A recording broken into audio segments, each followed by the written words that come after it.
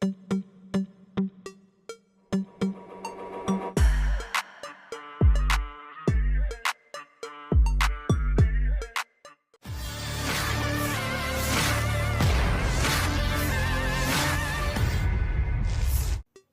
rekaman detik-detik serangan artileri Rusia meluluh lantakan parit yang menjadi titik kuat prajurit Ukraina. Selain menggunakan artileri, angkatan bersenjata Rusia juga menyerang menggunakan drone peledak.